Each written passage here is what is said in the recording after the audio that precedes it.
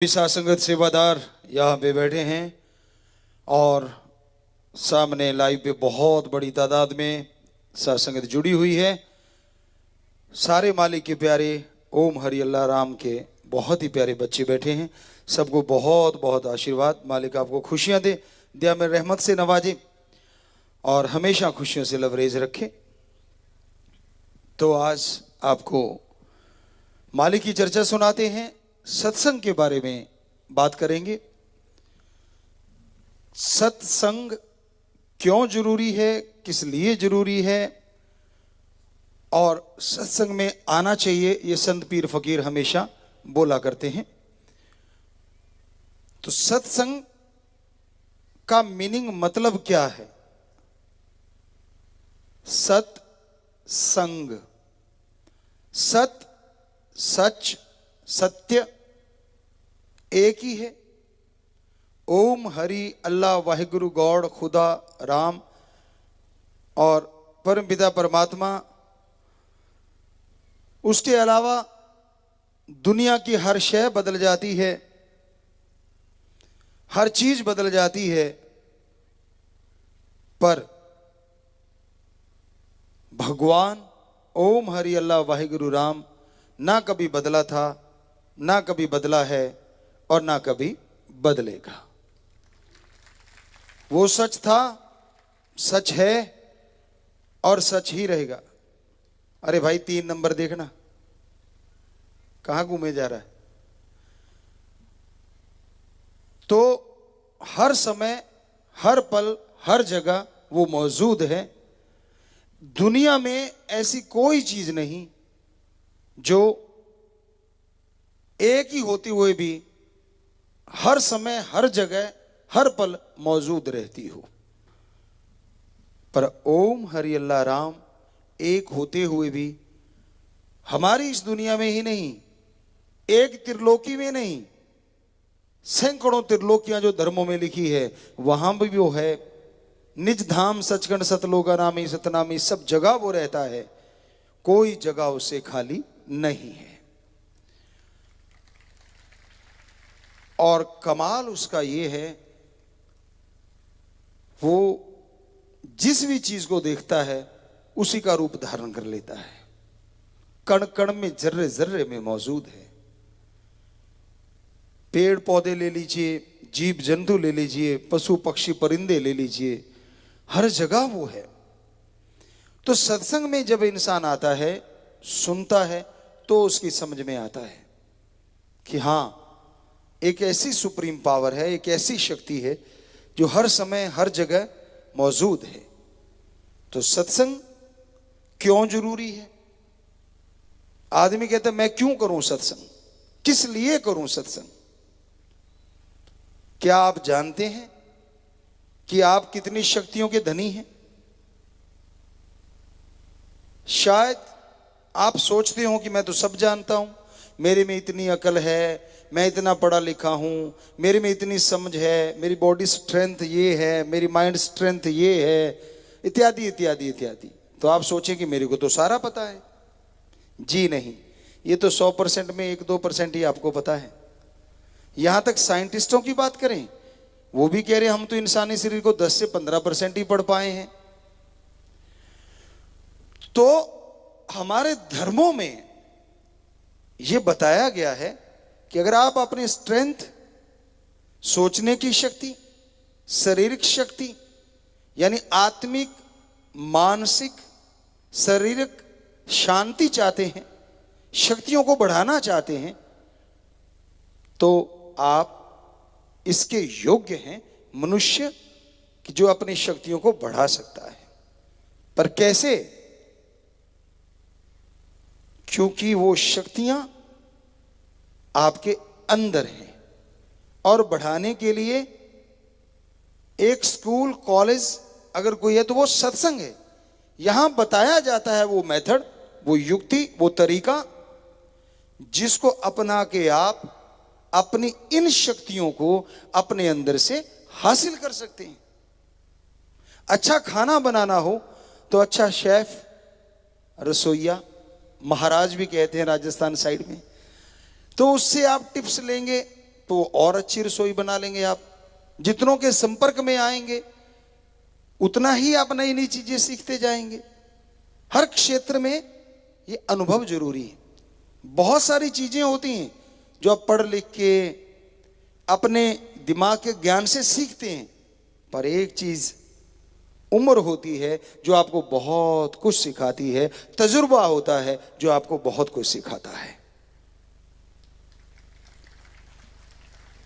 तो उसी तरह सत्संग में जितनी बार आओगे, जितनी बार सुनोगे, हर बार आप कुछ नया लेके जाओगे। हर बार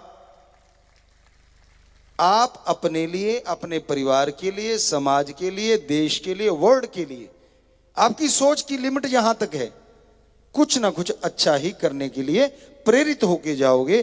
कभी भी सत्संग में घर पाड़ने के लिए या बर्बाद करने के लिए नहीं सिखाया जाता।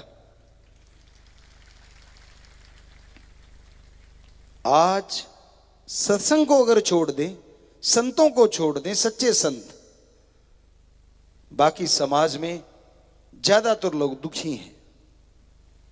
और दुख का कारण जब आप सुनोगे, हैरान भी होगे और मानोगे भी, स्वीकार भी करोगे। अपने दुख से दुखी बहुत कम लोग हैं।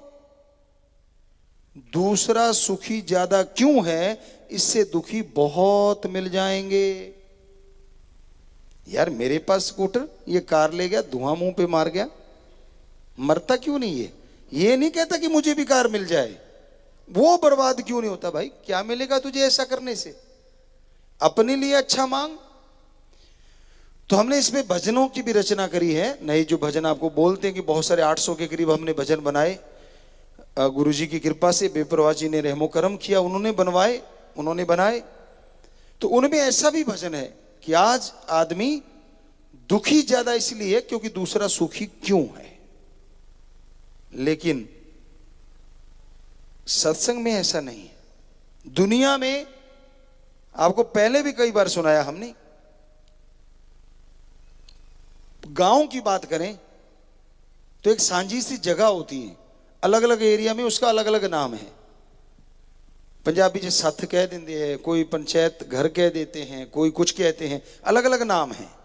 वहां बुजुर्ग बैठे रहते हैं, ताश के पत्ते खेलते हैं, खुंड चर्चा भी बोलते हैं उसको। तो वहां अगर कोई गिरता पड़ता नौजवान आता है नशे में धुत शाम के टाइम, तो एक आधा वो सवाल उठता है, यार देखना उधर, हमारी कानों सुनी बात आंखों देखी। दूसरा क्या कहता है? कहता है यार देखने वाली क्या बात है, ये इसकी उम्र है खाने पीने की, अब नहीं करेगा तो कब करेगा। पर असली भावना क्या होती है अंदर से? वो तो गाली देते हैं, रहा तो हमसे भी नहीं जा रहा था पर रोक लिया, गाली दे के बोलते हैं कि अच्छा ये बर्बाद होगा। अंदर भावना ये होती है। और अगर कोई राम नाम की चर्चा सुनने जाता है, आप लोगों ने भी फील किया होगा या फेस किया होगा, हाथ में बैग है, वो बैठे लोग क्या कहते हैं? तीसरे दिन उठा के चल पड़ता है बैग सा, क्या ले लेगा, घर में बच्चे भूखे मरेंगे। होता है कि नहीं होता? जी, सारे लोग कहते हैं कि हाँ हमने ये कभी ना कभी फेस किया। आशीर्वाद हाथ नीचे कीजिए। तो अब ये बताइए, आप लोग जब सत्संग में आते हैं, राम नाम के भक्त राम नाम गाने के लिए, सुनने के लिए आते हैं, क्या आप बाद में जाके उन लोगों से कुछ मांगते हैं? नहीं ना। तो उनको तकलीफ क्यों हो रही है कि ये तीसरे के दिन क्यों चल पड़ते हैं, इतने लोग क्यों इकट्ठे हो जाते हैं? उनको तकलीफ इसलिए होती है कि ये तो यार आबाद होते जा रहे हैं, दिनों दिन तरक्की करते जा रहे हैं, इनके घरों में तो बरकतों के ढेर लग रहे हैं। तो आपको वहीं पे आ गई बात, दूसरों को सुखी देख के ज्यादा लोग दुखी रहते हैं और फिर कोशिश करते हैं कोई चिंगारी लगाने की, भाई को भाई से लड़ा दें, बेटे को बाप से लड़ा दें। बड़े मास्टर बैठे हैं जी, उस्ताद बैठे हैं, पता ही नहीं चलने देते, ऐसी ऐसी बातें सुनाते हैं। तो इस पे एक आपको बात सुनाया करते थे, वो बात ख्याल में आ गई। एक संत किसी गांव में आए और उसके एक सज्जन सेवा करने लग गए। वो सज्जन जो सेवा करते थे, संतों ने उसे पूरा पढ़ लिया। अब सेवा ही इतनी करी उन्होंने, साथ संगत आती, उनकी चाय बना के देना। लोग तब थोड़े आते थे, 5-10 आ गए, उनको खाना बना के देना, संतों के लिए भी खाना दे दिया। अब सेवा करता रहा वो, सेवा भावना जबरदस्त। टाइम हुआ तो संत कहने लगे, भाई हम तो जा रहे हैं अब और नगर के लिए, पर आपने बहुत सेवा की, बोलो आपको क्या वरदान दे। मां के बेटे ने एक बार भी ना नहीं करी। आमतौर पे ये अपने सभ्यता है कि एक बार अगर कोई चाय भी कहे ना कि यार चाय पी ले, तो आगे से कह देते नहीं। और कई जगह हमने देखा है, सामने वाले ने कहा चाय पिलाऊं, चाय ले आई, नहीं, अच्छा ठीक है, दूसरी बार पूछते ही नहीं। आप लोग कहीं ना कहीं देखा होगा, हमने देखा है जी, बिल्कुल देखा है, एहसास किया है। और कई ऐसे होते हैं पूछते ही नहीं। अब पूछना क्या है, कोई मेहमान आया है, हमारे तो धर्मों में लिखा है मेहमान तो एक तरह से भगवान की तरह होते हैं। भाई आए हैं तो मतलब सत्कार करने के लिए, वो भगवान नहीं बन जाते। मतलब इसलिए कहा गया था हमारे पाक पवित्र वेदों में कि भाई सत्कार करना, इज्जत करनी आए हुए की।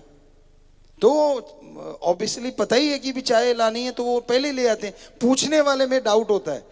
तो इसलिए उसने सीधा ही कह दिया, क्योंकि वो तो पता नहीं संत मुकर ही ना जाए।